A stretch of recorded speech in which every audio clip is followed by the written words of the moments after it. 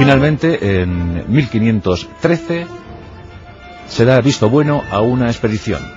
Vasco Núñez de Balboa capitanea un grupo de 190 españoles y 800 indios que actuaban a modo de porteadores, de tropa auxiliar, de guías. En definitiva, una columna integrada por casi 1000 personas. Y se cruzó con determinación el Istmo de Panamá. Y por fin aquellas leyendas, aquellas narraciones sobre un gran azul, sobre un gran mar, un gran océano al otro lado del continente, cobraron verosimilitud cuando la expedición de Núñez de Balboa llegó el 26 de septiembre de 1513 al otro lado de Panamá.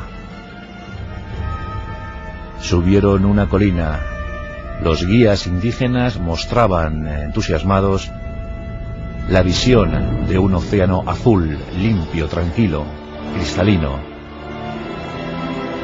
El primero en llegar a la cumbre de aquella colina, el 26 de septiembre, fue Vasco Núñez de Balboa. A su lado, Francisco Pizarro. La proeza se había confirmado. Era el segundo hito en la conquista de América. Tras el descubrimiento del propio continente, llegaba el descubrimiento del océano más grande, el Océano Pacífico. Por tanto, ese mérito es de Vasco Núñez de Balboa. Después llegaría la conquista de Nueva España o la propia conquista del Perú. Grandes epopeyas cubiertas, consolidadas gracias al esfuerzo de locos, de aventureros, de buscavidas, pongamos el calificativo que queramos, pero gente que abrió camino para la iluminación de un nuevo mundo, y eso cambiaría la historia de los humanos. Y aquí podemos pensar que llegó un momento de gloria total para Núñez de Balboa, pero no fue así, porque en aquel momento todo era virginal, todo estaba pendiente de exploración, pendiente de confirmar en la historia del nuevo continente. Y las intrigas eran constantes, las disputas por acumular honores y prebendas. Y a Núñez de Balboa no le faltaban, dada su personalidad extravagante, alterada en ocasiones, pero siempre firme, no le faltaban enemigos. En aquellos años, Pedrarias Dávila llegaba con una gran expedición con más de 1500 colonos y se hacía cargo de la gobernación de aquel territorio. El propio Núñez de Balboa se casó con una de las hijas de Pedrarias Dávila. Pero en compañía de Pedrarias llegó una nueva hornada de gobernantes, de prebostes, de burócratas, de administrativos. Uno de ellos, Gaspar de Espinosa. Gaspar de Espinosa era un sevillano que había obtenido licenciatura en Salamanca. Era un hombre culto, un hombre preparado para asumir las condiciones de gobernante en aquel nuevo mundo. Y Gaspar de Espinosa mantenía la tesis de la mano dura con el indígena, de someter al indígena a costa de lo que fuera. Lo principal era enviar más y más riquezas, no solo a sus bolsillos, sino también a España. El indígena era un ser secundario, de un nivel ínfimo, que no tenía nada que hacer a la hora de homologarse con los nuevos amos de la situación. En cambio, Vasco Núñez de Balboa pensaba bien distinto, porque él aceptaba que los indígenas eran los dueños de aquellos territorios y que debía negociarse con ellos, que debía respetarse sus tradiciones, sus tierras, que se les debía, en definitiva, dejar vivir en paz. Y por tanto muchos indígenas negociaron con Núñez de Balboa cuando éste era alcalde de Santa María de la Antigua. Por tanto, cuando llega Pedrarias Dávila y llega esta cohorte de administrativos, la situación es muy pacífica. Pero Gaspar de Espinosa, que es el nuevo alcalde ahora de Santa María de la Antigua, inicia una serie de actividades hostiles contra las tribus de la zona. Y lo cierto que esas actividades hostiles se convierten en auténticas masacres. Esto contribuye muchísimo a engordar la leyenda negra, en muchos casos injustificada, que cayó sobre los conquistadores. Pero es verdad que en esta historia de América hay capítulos ciertamente vergonzantes, capítulos muy oscuros que en ningún caso deben ensombrecer o desalojar la historia épica, lo realmente hermoso del mestizaje, de la convivencia, de las universidades, de la lengua común. Pero bueno, Gaspar de Espinosa no estaría entre esos favoritos de la conquista. Esta situación de genocidio pues enemista a los dos españoles. Núñez de Balboa se enfrenta a Gaspar de Espinosa abiertamente,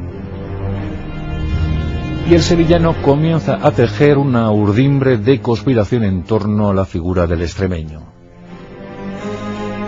La gente empieza a comentar, a instancias de los rumores extendidos por Gaspar de Espinosa, que Núñez de Balboa es desleal con la corona española, que lo que pretende es el lucro, la riqueza personal, la fama, el honor, y todo eso a costa de los propósitos verdaderos de la conquista y colonización de América. Gaspar de Espinosa encuentra a quien le escuche, y poco a poco esa conspiración cobra forma. Núñez de Balboa ya es visto como un traidor a España. El propio Pedrarias Dávila desconfía de su yerno y tampoco quiere meterse en aquel mare magnum. Parece que la suerte de Núñez de Balboa, que por entonces es un héroe porque ha sido nombrado por Diego Colón, por el pariente del almirante de la mar Océana. Diego Colón era la máxima autoridad por entonces en América. Bueno, pues Diego Colón le ha nombrado adelantado de los mares del sur. Es todo un título equiparable al que posteriormente tendrá Hernán Cortés o el propio Francisco Pizarro. Bueno, pues ¿qué hay de soterrado en esta historia? Pues un hecho claro, y es que Núñez de Balboa estaba preparando, gracias a su prestigio, estaba preparando la expedición a Perú. Y en esa expedición iba a participar Francisco Pizarro y otros tantos españoles que se habían apuntado en los territorios panameños. ¿Por qué no pensar que Gaspar de Espinosa quisiera apropiarse de esa hazaña?